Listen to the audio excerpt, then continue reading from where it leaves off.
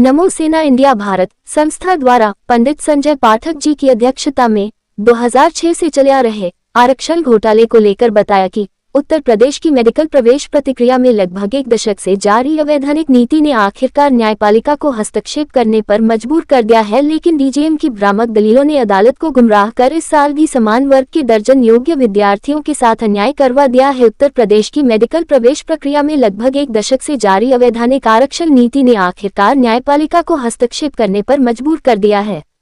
लेकिन डीजीएमई की भ्रामक दलीलों ने अदालत को गुमराह कर इस साल भी सामान्य वर्ग के दर्जनों योग्य विद्यार्थियों के साथ अन्याय करवा दिया। ना न्यायपालिका को मान रहे हैं, ना आपके अपने रूल को ही कोई मान रहा है।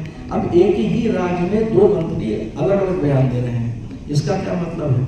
इसका मतलब क्या ये निकल करके आता है कि हमारे राज्य में जो हमारे हुक्मरान हैं, हमारे जो संरक्षक हैं, वो माननीय मंत्री जो है उनको अपने ही मंत्रियों के ऊपर काबू नहीं रहा, या इसके पीछे की कोई कूटनीति है जिसकी वजह से दो मंत्री जो है अलग अलग तरीके से बयान दे रहे हैं। जबकि हमारी पार्टी जो है सबसे अनुशासित पार्टी जो है मानी जाती है, और हमारी अनुसांगिक जो इकाइयाँ हैं आरएसएस हैं या बीएसपी हैं, वो एक ऐसी सैद्धांतिक इकाइयाँ हैं जो कि इन सब चीज़ों के ऊपर पूरी तरीके से ध्यान रखती हैं। तो इतने अनुसांगिक इकाई और इतनी अनुशासित पार्टी और संगठन के होने पर किस तरीके से जो है ये कार्य को अंजाम दिया जा रहा है, तो जाहिर सी बात है कि इसमें आर्थिक घोटाले भी हैं, इसमें वोट बैंक की राजनीति, और आगे फिर सत्तारूढ़ होने के लिए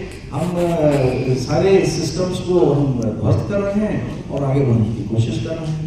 तो हमारा ये कहना है कि अगर आप न्यायपालिका को नहीं मानते, अगर आप केंद्र की नीति को भी नहीं मानते, अगर आप 2006 का पूरा उल्लंघन कर रहे हैं, और आज एकल ब्रांच अभी किसी मोहन भाई जो थे उन्होंने एकल पीठ में जो है लखनऊ के एक मुकदमा किया, और उसमें निर्णय ये लिया गया कि साहब ऐसा है कि इसको निरस्त किया जाए और फिर से करवाया जाए। तो डीजीएमई ने इस पर अपना वक्तव्य ये दिया कि हम अगर फिर से कराएंगे तो अफरा तफरी मच जाएगी, अतः क्या है कि इनका जो है समायोजन कर दिया जाए।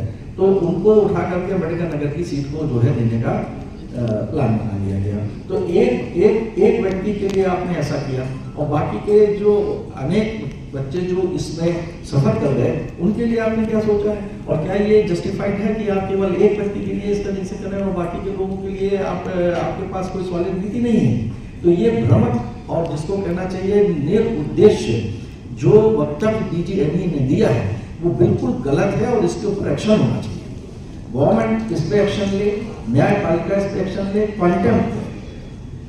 ये कौन सी बात होगी थी कि आप जो है अगर सत्ता शासन में हैं तो आप सत्ता शासन में पब्लिक की वेलफेयर के लिए हैं, ना कि पर्सनल वेलफेयर के लिए हैं। और पर्सनल वेलफेयर में अगर आप वोट की राजनीति को प्राथमिकता देते हुए इस तरह के क्रियाकलाप करेंगे तो पब्लिक का तो आपके ऊपर से ऐसे भी विश्वास उठ जाएगा। आप किस तरीके से वोट बैंक को अपनी तरफ करेंगे?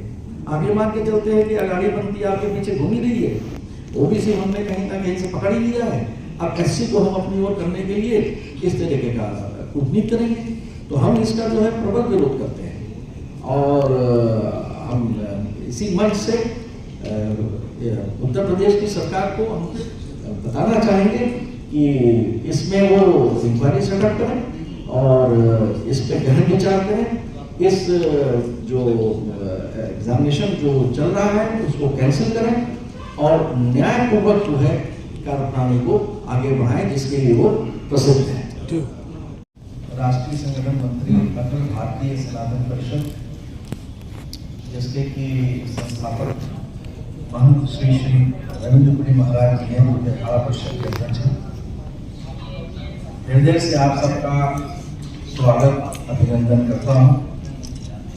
अपनी एक बात पत्रकारिता और पत्रकार योद्धा के रूप में आप सब विख्यात हैं, और आप समाज के वो सशक्त प्रहरी हैं जिनके द्वारा आज समाज को जो है एक दशा मिलती है और दिशा मिलती है। तो कुछ ऐसे उद्देश्य की पूर्ति के हेतु हम यहाँ पर उपस्थित हुए हैं, जो कि गरीब बच्चों के साथ छात्रों के से जुड़े हुए हैं, और उन विषयों को हम किस तरीके से मिल बांट करके दूर कर सकते हैं, इस पे मैं बोलना चाहूँगा। आप सबका फिर से एक बार स्वागत अभिनंदन करता हूँ। बहुत बहुत धन्यवाद कि आप सब यहाँ पर आए।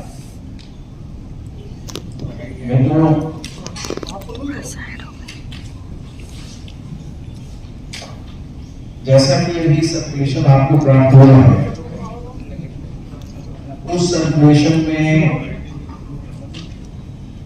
DJME जनरल मेडिकल इंस्टीट्यूट के द्वारा मेडिकल प्रवेश परीक्षा में जिस तरीके से घोटाला चल रहा है, उस घोटाले के ऊपर हम आपसे चर्चा करना चाहते हैं। देखिए, 2006 में जो है गवर्नमेंट ऑफ इंडिया और साथ ही साथ यानी भारत सरकार और साथ ही साथ आपके सुप्रीम कोर्ट अधिनियम जारी किया है, जिसके अंतर्गत शेड्यूल कास्ट SC को 21%, ST को 2% और OBC को 27% सीटों का आरक्षण दिया गया था। बाकी बची हुई 50% सीटों को जनरल कहना चाहिए कि कैटेगरी में रखा गया था। ये व्यवस्था जो है हमारी चलती रही, और 2010 से लेकर 15 के बीच में इस व्यवस्था को जो है SCP स्पेशल कंपोनेंट प्लान, ये स्पेशल कंपोनेंट प्लान जो है वो राज्य सरकार उत्तर प्रदेश उस समय की हुक्मरान मुख्यमंत्री मायावती जी थी के समय में लागू किया गया, और इसमें आंशिक रूप से जो है 4 जिलों के जहां पर मेडिकल कॉलेज की स्थापना हुई उनको वित्त पोषित किया गया। वो 4 जो थे वो आपके अम्बेडकर नगर, कन्नौज, जालौन, सहारनपुर। अब प्रश्न ये उठता है कि हमने किसी कॉलेज को आंशिक रूप से वित्त पोषित किया, तो क्या जितने सरकारी आपके मेडिकल कॉलेजेस हैं उनको सरकार वित्त पोषित नहीं करती? अगर आपने इसका नाम जो स्पेशल कंपोनेंट प्लान रखा है SCP, यानी किसी एक विषय प्रेस कॉन्फ्रेंस रखी गई, किन महत्वपूर्ण बिंदुओं पे है विस्तृत से बताएं पर्चे के साथ। मैं डॉक्टर संजय पाठक, नरेंद्र मोदी सेना नौसेना भारत का राष्ट्रीय महासचिव हूँ, और अखिल भारतीय सनातन परिषद का जो है मैं राष्ट्रीय संगठन मंत्री हूँ, जिसके कि राष्ट्रीय अध्यक्ष जो हैं वो महंत श्री श्री रविपुरी महाराज जी हैं, जो अखाड़ा परिषद के अध्यक्ष हैं। आज का जो मुद्दा है वो मुद्दा जो है वो हमारे medical DGME director general medical institute, director general medical education से संबंधित है, जिसमें कि जो प्रवेश चल रहा है, जो इंटरव्यू चल रहा है, उस इंटरव्यू में जो घोटाले हो रहे हैं प्रवेश को लेकर के, उस पर हम चर्चा करना चाहेंगे आपके साथ। इसमें 2006 में जो है भारत सरकार के द्वारा और साथ ही साथ जो है न्यायपालिका सुप्रीम कोर्ट के द्वारा जो संविधान बनाया गया था, उसके हिसाब से हमारे को जो सीटिंग का आवंटन हुआ था वो SC को 21%, ST को 2%, OBC को 27% और बाकी बचे जो आपके 50% सीट हैं वो जनरल कैटेगरी को दी गई थी। तत्पश्चात ये 2006 में लागू हुआ था। उसके बाद 2010 से लेकर 2015 के बीच में इसको चेंज किया गया और एक स्पेशल वो बनाया गया प्लान, और उसका नाम रखा गया special component plan, SPC। Special component plan के जिसमें जो है आंशिक रूप से उत्तर प्रदेश सरकार में जो उस समय शासन में थे, उन लोगों ने इन इंस्टीट्यूट्स को स्थापित करने के लिए मदद दी आर्थिक रूप से।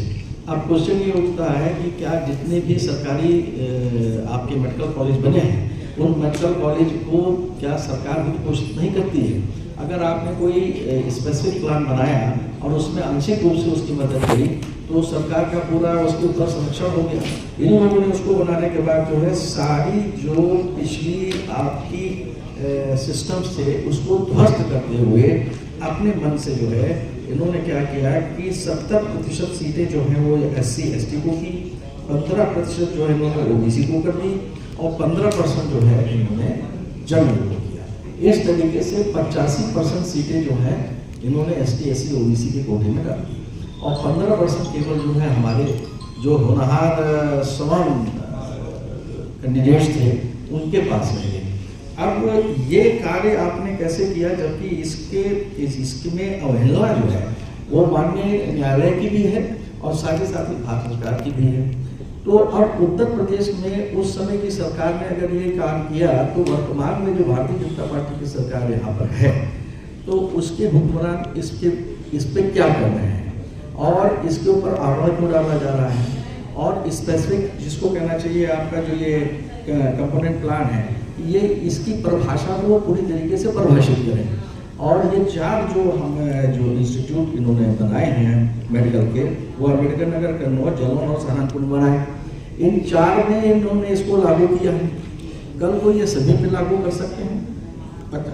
अब ऐसे में सबसे बड़ी चीज़ ये हो जाती है कि रिजर्वेशन के कोटे को क्या हम इस तरीके से छिन्न भिन्न कर सकते हैं?